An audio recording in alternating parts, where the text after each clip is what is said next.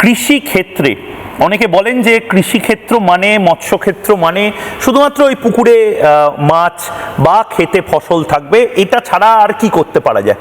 গোটা ভারত যে এগিয়ে যাচ্ছে এবং বাংলা 50 বছর পিছিয়ে আছে, এটা বাংলার মানুষকে তো বোঝাতে হবে। এবং আপনি একবার যদি আমাদের বলেন যে আমরা ঠিক কতটা অগ্রগতি করতে পারি কৃষিক্ষেত্রে।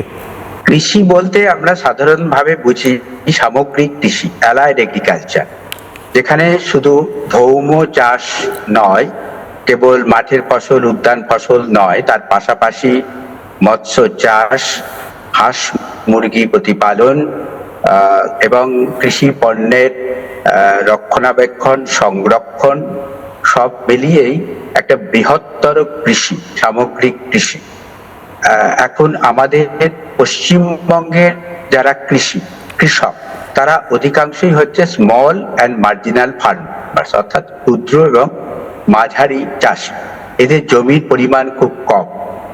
এদেরকে দিয়ে কেবলমাত্র এক্সপেরিমেন্ট করলে চলবে না, বিশেষজ্ঞদের তার জমিতে এসে পরিকল্পনা করে দেওয়া এবং অতি অবশ্যই খেয়াল রাখা যাতে চাষের খরচ, যাতে কৃষির যে উৎপাদনের খরচ কমিয়ে কিভাবে লাভের অঙ্ক বাড়ানো যায় এবং উৎপাদিত ফসল একটা ন্যায্য দাম পেয়ে কৃষক লাভের মুখ দেখতে পান।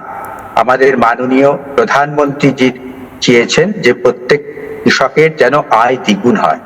আয় দ্বিগুণ হওয়ার যে বিষয়টা পশ্চিমবঙ্গে এসে থমকে থেমেছিল, এখানে কৃষকদের উন্নয়ন কিন্তু দীর্ঘ কয়েক দশক ধরে হয়নি।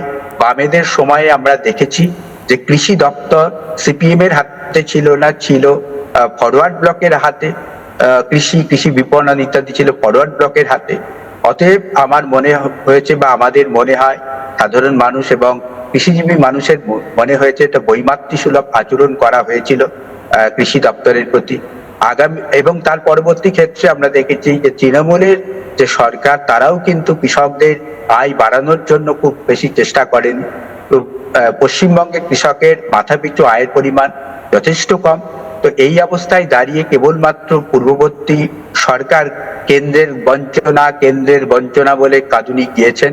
তো নতুন যে সরকার গঠিত হলো, এই সরকার অতি অবশ্যই সোনার বাংলা গড়বার যে অপরিহার্য অঙ্গ, সেটি হচ্ছে সোনার ফসল উৎপাদন করা, এবং সেই সোনার ফসল উৎপাদন করতে গিয়ে যারা অন্নদাতা রয়েছেন তাদের যাতে মুখে হাসি ফুটে ওঠে সেই দিকে নজর রাখা।